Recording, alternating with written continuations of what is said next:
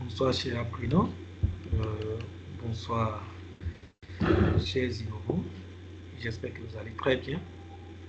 Donc aujourd'hui, on va continuer dans la suite du cours.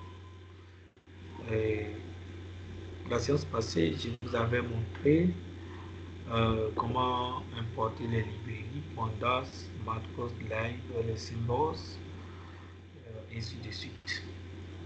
Et aujourd'hui, nous allons consacrer simplement sur le traitement des données en data science. Alors, sur l'écran, vous allez voir ici, j'ai mis un port pandas as PD. Je vous avais expliqué comment fonctionne Panda dans le tutoriel passé. Import matplotlib as plt. Je vous ai dit la séance passée que ça permet de faire les graphiques. Son rôle principal, c'est de faire les graphiques. Import symbol as service symbol. Je vous avais dit dans le tutoriel passé que cette fonction permet particulièrement de faire des représentations de diagrammes en moustache et les diagrammes en bâton. Ce sont des cas particuliers. Maintenant, ici c'est pour diviser from inline modern selection import training test speed. Ça permet de diviser les données. Ça veut dire que j'ai fait appel à cette fonction pour pouvoir diviser mes données après. Dans la suite, vous verrez comment on fait la division des données.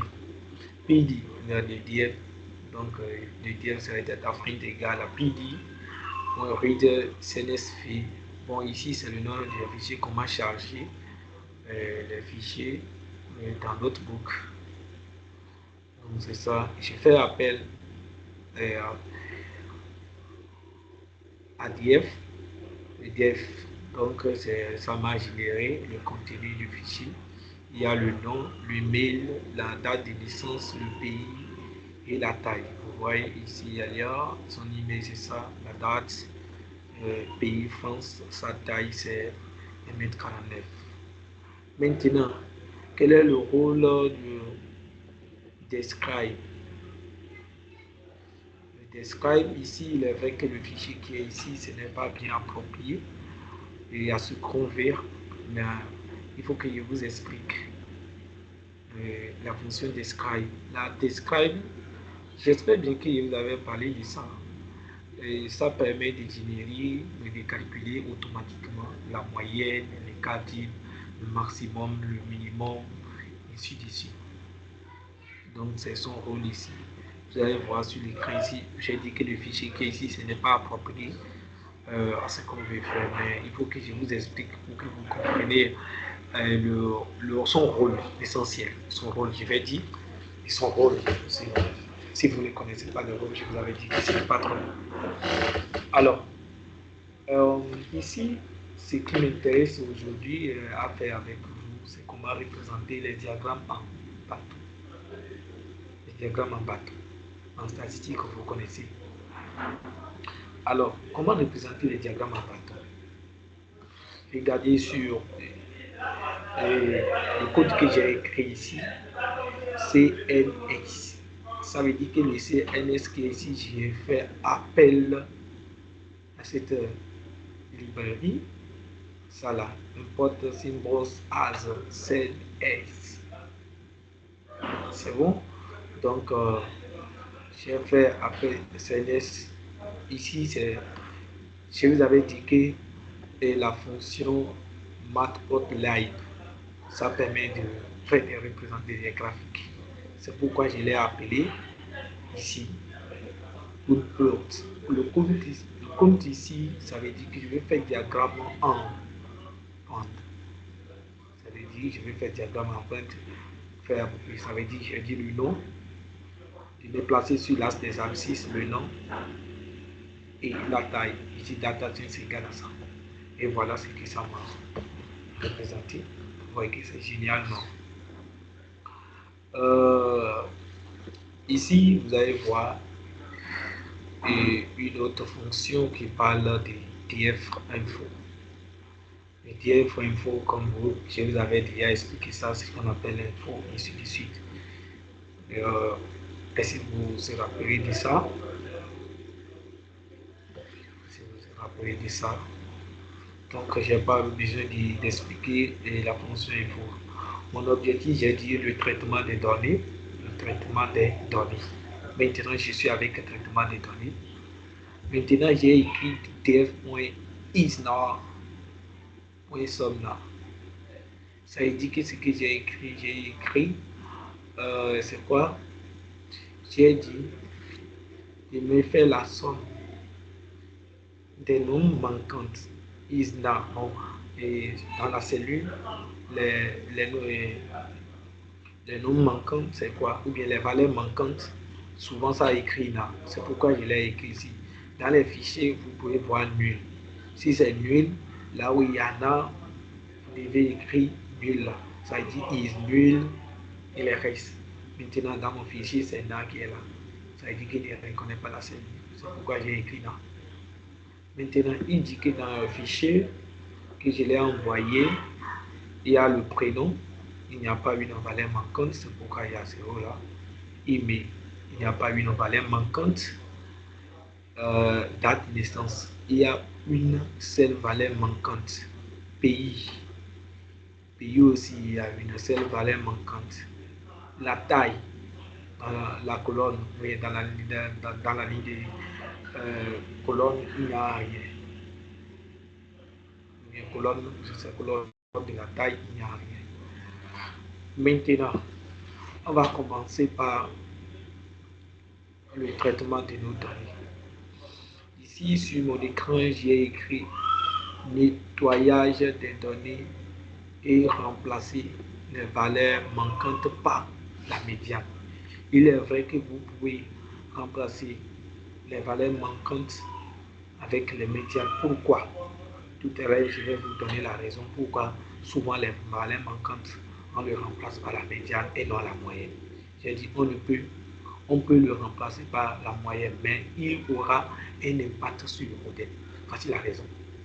Maintenant, lorsque vous remplacez les valeurs manquantes dans un tableau par la médiane, ou par la moyenne du moins, ça veut dire que votre modèle n'aura pas de précision. Ce que vous souhaitez avoir comme prédiction, vous n'aurez pas ça. Comme d'habitude, on le remplace par la médiane.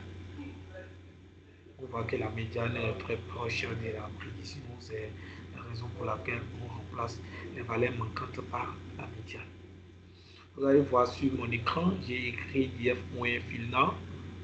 Ça a été, je suis en train de dire quoi? Le filna value et data, le date, name et date de naissance. Le deux points qui est ici, je suis en train de dire que de me remplacer la date de naissance là par cette valeur. Ça veut dire qu'on va d'abord extraire. On va d'abord extraire la colonne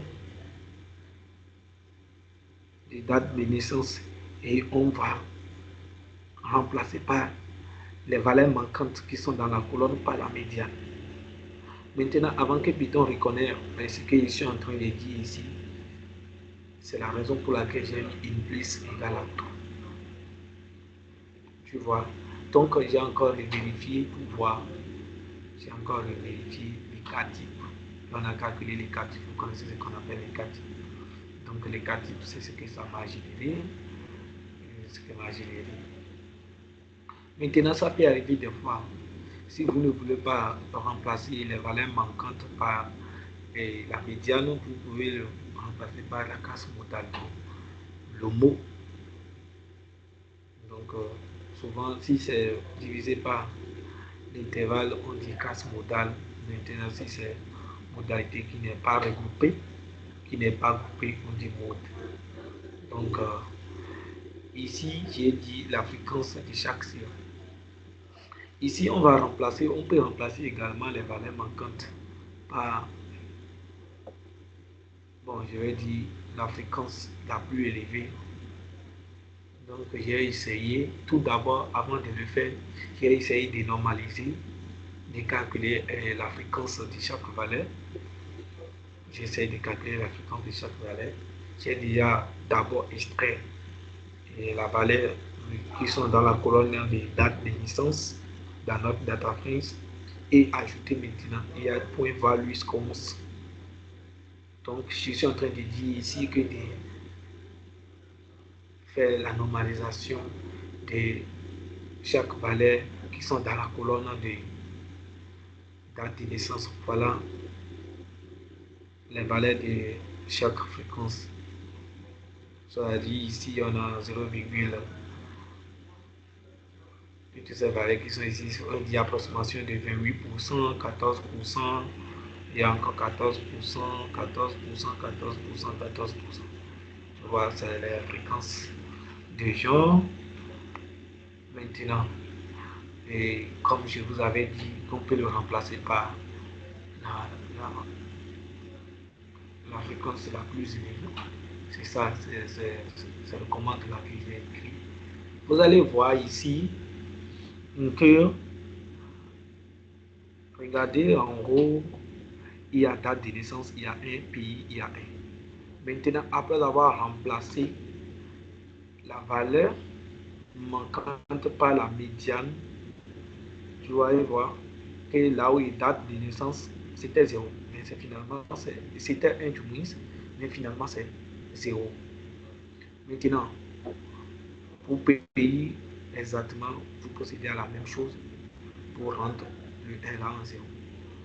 On va encore vérifier les cas types. Bon, j'ai dit que ça là, c'est pas l'objectif de ce tutoriel. Maintenant, ici, en statistique,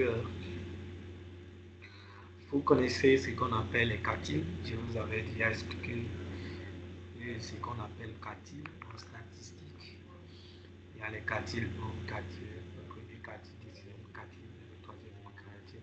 Mais en termes de fréquence, on avait dit que le premier quartile, c'est 25%. Le deuxième quartile est confondu à la médiane qui est égale à 50%. La troisième quartile, c'est 75%. Maintenant, comment calculer l'écart des interquartiles? Maintenant, pour calculer l'écart en question, et selon ce que je vous avais dit, j'avais dit que l'écart, ce n'est rien d'autre que la différence des troisième quartile à la première quartile, c'est-à-dire le Q3 moins le Q2. C'est ça qui donne l'écart interquartile. Maintenant, on va essayer de calculer et ça là avec notebook Jupyter. Et après avoir calculé, on va essayer de chercher. Bon, vous voyez qu'en voulant faire des comptes de vie, il y aura des, ou bien en voulant représenter des programmes en moustache, il y aura des valeurs aberrantes, qui est loin des autres valeurs. Donc, le diagramme en moustache n'arrive pas à considérer ces valeurs. Maintenant, on va essayer de faire, de créer une fonction qui va permettre de détecter ces valeurs aberrantes-là. Alors, top, c'est parti. J'ai dit la valeur inférieure à Q1 moins 1,5 fois la valeur interquartile ou si la valeur est supérieure à Q3 plus 1,5 fois interquartile. Cette valeur-là, on l'appelle valeur aberrante. Alors, pour commencer par créer la fonction, bon, il y a plusieurs manières de créer la fonction en Python. C'est pas du standard. C'est une manière très simple que je l'ai fait. D'autres personnes peuvent le créer autrement. Maintenant, j'ai juste créé une fonction qui permet de jouer, qui permet de détecter les valeurs aberrantes. Bon, en Python, pour pouvoir créer les fonctions, on commence par def. Et def valeurs aberrantes. Donc, c'est les arguments de la fonction. Il y a data et valeur names. Maintenant, le EQ là, je l'ai noté comme quoi et la valeur qui sépare mais la distance qui sépare, je vais dire, qui sépare quartile 1 et quartile 3. Donc, valeur interquartile. Donc, j'ai dit que c'est le code là qui est ici, data. On extrait d'abord la valeur de la variable, l'argument que j'ai défini, euh, variable point. Ça veut dire, je vous avais dit que l'écart là, c'est le Q3 moins le Q1. C'est pour calculer ces Q là avec l'autre notebook Jupyter, c'est comme ça les calculs, c'est ça qui est là. Vous pouvez regarder le camp pour que vous voyez correctement ce qui chante. Ça va. Voilà, voilà, voilà, voilà, voilà, voilà. Comment calculer l'intégratif. Maintenant, regardez en haut. Donc, j'ai essayé de calculer ça valait le Q1 moins 1,5 fois la distance interquartile. C'est ça que j'ai calculé là. C'est ça qui, c'est ça. Maintenant, j'ai dit de me retourner cette valeur. Le ou qui est ici, le ou que j'ai mis en haut ici, c'est ça qui est là. C'est ça qui est là. J'ai dit que si la valeur est inférieure à Q1 moins 1,5 IQR, c'est ça. C'est ça que j'ai dit à monsieur de me retourner ça. Ou si la valeur est supérieure à Q3 plus 1,5 fois 1QR, c'est ça qui est là. Le ou c'est ça qui est ici. Je vois que c'est pas compliqué, c'est très simple. C'est très simple. C'est pas compliqué. Alors, regardez, j'ai fait appel à la fonction plus l'argument. J'ai dit dans la fonction, j'ai dit les arguments de la fonction c'est data et variable name.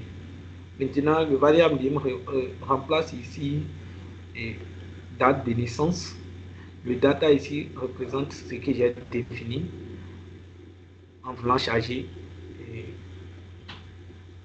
le fichier. Maintenant, après avoir compilé, il me dit finalement que il n'y a pas une valeur aberrante. Donc, si c'était qu'il y a valeur aberrante, vous allez voir les valeurs aberrantes vont afficher dans le tableau. Maintenant, continuons. Je vais vous montrer également un exemple palpable que j'ai fait et la notebook Jupyter m'a envoyé les valeurs aberrantes. Je viens.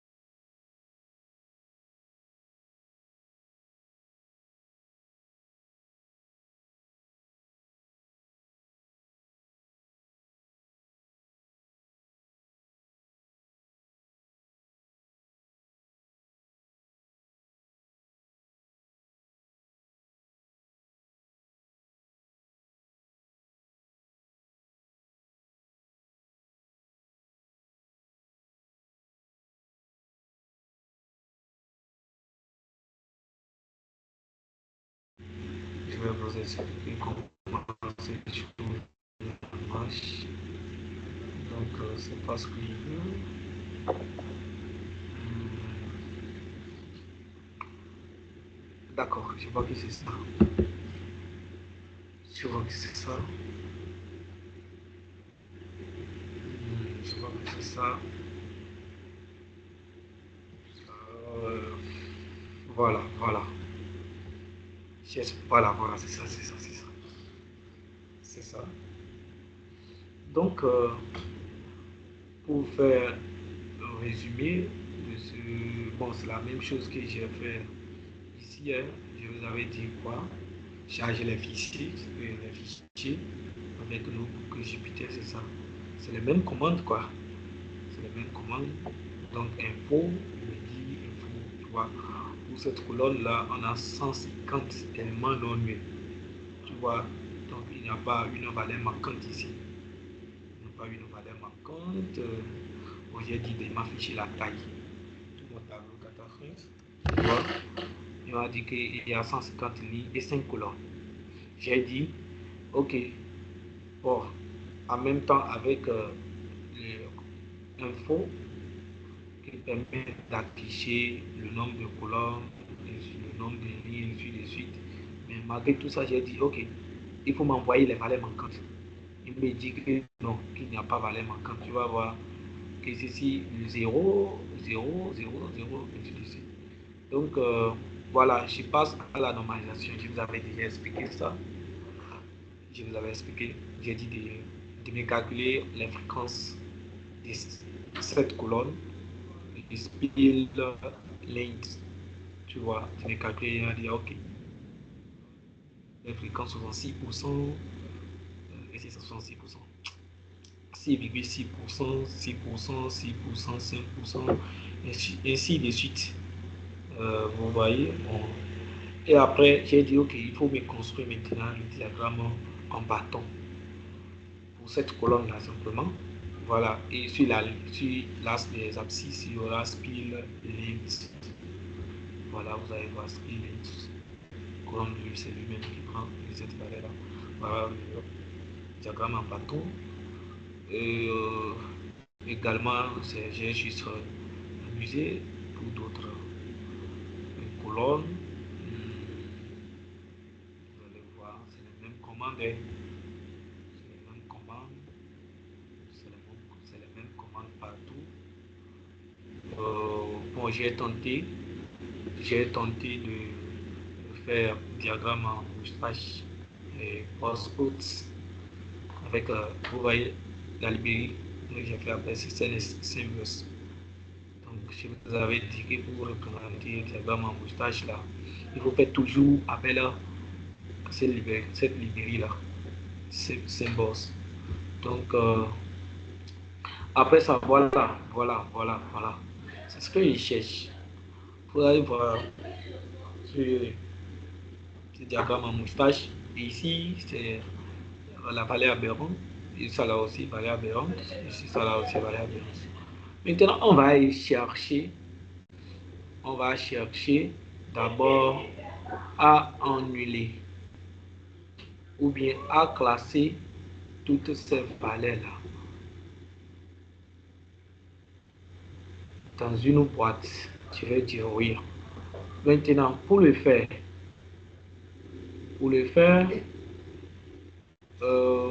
j'ai déjà testé tout ça. Pour le faire, ça là, c'est les cas types. J'ai juste calculé les cas types, annuler. Pour le faire, je viens pour le faire. D'accord? Ici, je vous avais déjà expliqué la fonction qui est là. Bon, je l'ai fait à quelque part. Je vais la faire quelque part. Il m'a sorti les valeurs aberrantes. Ça là, je vous ai déjà fait une sélection de 2015.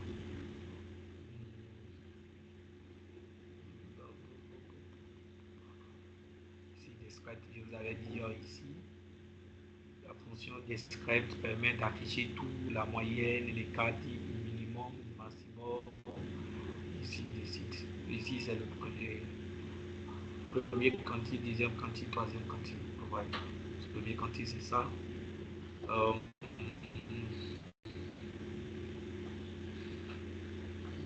Ici, je viens, je vous avais déjà expliqué tout ça. Bon, euh,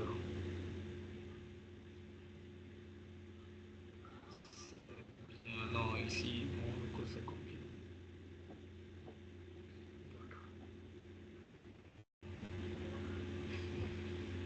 Ok. Voilà, c'est ça, c'est ça, c'est ça. Donc c'est un peu la pratique que j'ai à partager avec vous. Vous pouvez commencer par chercher. Même aussi, il y a un document qui est vraiment très riche que vous pouvez télécharger, et avoir plus d'explications. Maintenant, je vais laisser euh, le nom du document là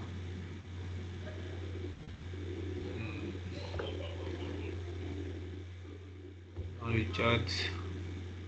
Je viens.